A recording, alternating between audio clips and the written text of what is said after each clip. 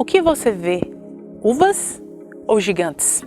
No livro de Números, no capítulo 13, nos é contado o momento que Moisés envia 12 espias para ver a terra que Deus tinha prometido a eles. E Deus havia dito que era uma terra que manava leite e mel, que era uma terra de árvores que eles não plantaram, uma terra maravilhosa, frutífera, que Deus havia prometido para eles. E assim realmente era. Quando os espias viram a terra, a Bíblia conta que 2 homens foram necessários para trazer um cacho de uvas, porque a terra era muito frutífera. Porém, 10 dos 12 deram um relato não muito agradável. A perspectiva deles foi olhar diretamente para os gigantes. E eles contaram: nossa, aquela terra é uma terra de gigantes. Nós somos como gafanhotos diante deles. Nós não vamos conseguir conquistar aquela terra. E a Bíblia diz que diante disso, o coração do povo desfaleceu. Diante disso, o coração do povo derreteu. Aquele povo que estava a alguns passos de conquistar a promessa que Deus tinha feito, se desanimou completamente, pelo relato de 10. E a Bíblia também conta que Josué e Caleb foram os que falaram: não, a terra é tudo o que Deus disse.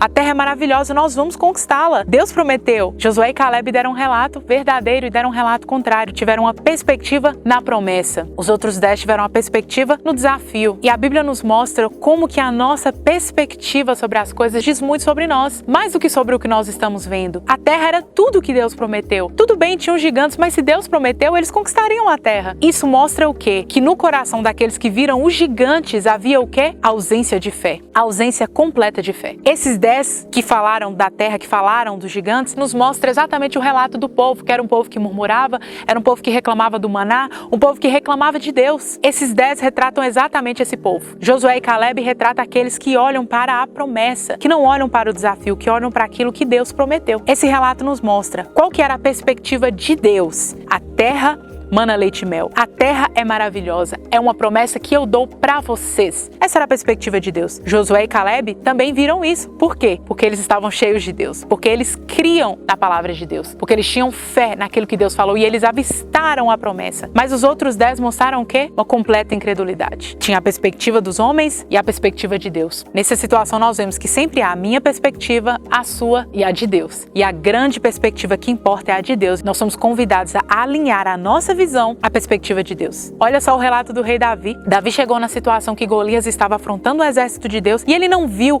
o gigante, ele viu a afronta, porque ele tinha a perspectiva de Deus. Não interessa se aquele que estava afrontando era um gigante, o que interessa é que ele estava afrontando Deus vivo e ele não pode fazer isso. Olha só a visão de Davi, a visão de Saul e de todo o exército foi: nós não conseguiremos contra esse gigante. A visão de Davi foi: quem é ele para afrontar o Deus vivo? Olha só como a perspectiva de Davi mostra muito sobre ele e a perspectiva do rei Saul e do povo mostra muito sobre eles. Nós vemos muito isso na Bíblia, o quanto que a visão que nós lançamos para algo reflete quem nós somos. Por isso que em Mateus, Jesus diz que os olhos são a candeia do nosso corpo e que se os nossos olhos forem bons, todo o nosso corpo será bom. Mas se os nossos olhos forem ruins, haverá densas trevas em nós. O nosso desafio nesse mundo é alinhar a nossa perspectiva à perspectiva de Deus. E olha só que nesse relato de Números, por causa da murmuração do povo, porque o coração do povo se derreteu ao saber dos gigantes, Deus falou: vocês não vão herdar a terra. Só Josué e Caleb que vai entrar. A visão deles fez com que eles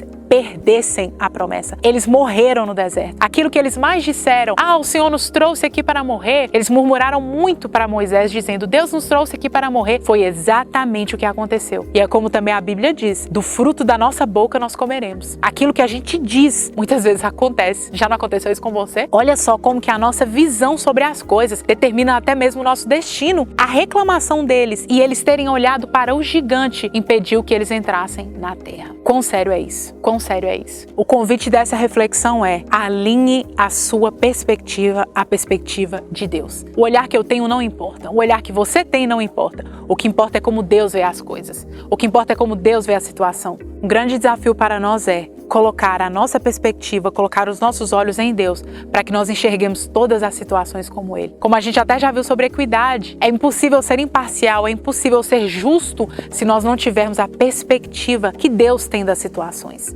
E é esse o nosso desafio. Eu te convido a ter a perspectiva de Deus, porque assim você vai herdar todas as promessas dele. Você gostou da história? E aí, você vê uvas ou você está vendo gigantes? Te convido a mandar isso para os seus amigos que talvez estão olhando para o nosso contexto e estão olhando para quão difícil está. Mas Deus nos convida a olhar para que todo o contexto difícil na Bíblia foi um grande momento de oportunidade. compartilhe com seus amigos e espalhe que a perspectiva de Deus é a que importa. Até a próxima!